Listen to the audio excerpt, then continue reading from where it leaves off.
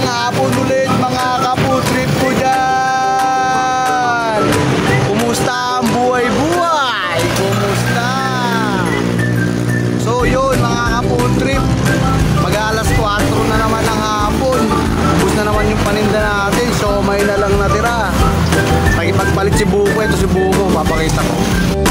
Ayan nga pala yung food cart ni Buko mga kaputrip. Makulimlim yung panahon. As useless.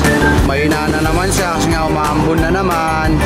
Magipagpalit nga pala siya ng paninda mga kaputrip. Dalawang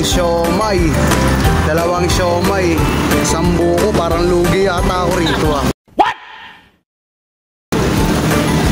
Parang lugi yata ako sa buko mo ah. Isang buko. Tapos dalawang siomay. Lugi ba ako dyan, lugi? Paano panalo? Puro yan. Oh my God! Wow! Putri mo!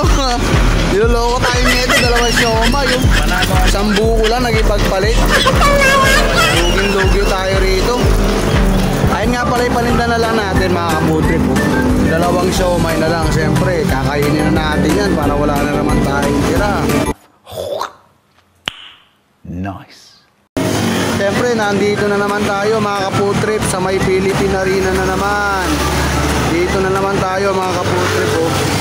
Dami nagja-jogging rito kahit maambon-ambon mga kaputrip. Ayun nga pala sa Jerome oh. Kukuha pa ng palamig yan. Yung itsura. Gigil na gigil. Damn! Ano mo naman mga kaputrip oh. Masarap po. Ano? Ano pang masarap po, boss? Lakasan mo! Ano pang masarap po, boss? Ano ang sa inyo? Natamimi kayo, ano? Ano ka naman dyan mga kaputrip? Kukuha pa ng palamig yan. Ang kapal ng mukha.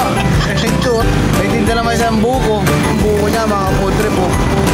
Gusto niya yung palamig ko pa.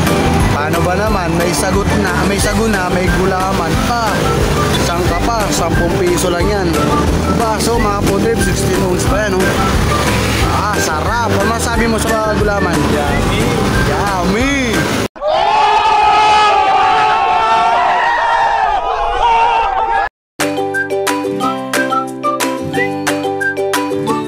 Pala mga kaputrip, ito nga pala yung buko niya. Oh. Palit, dalawang siomay, isang buko. Lugin-lugi ako dyan ah. Lugin-lugi ako sa iyo ah. So yan mga kaputrip, uuwi na tayo. Nakapagluto na rin si Buko. Dalawang siomay na tira, kakainin na lang natin. So kita-kits na lang yan mamaya mga kaputrip pag nandun tayo sa garahe. Lamang mga kaputrip. A few moments later. So nandito na tayo sa garahe mga kaputrip, uuwi na tayo. Ingat po lahat. Maraming salamat sa panonood.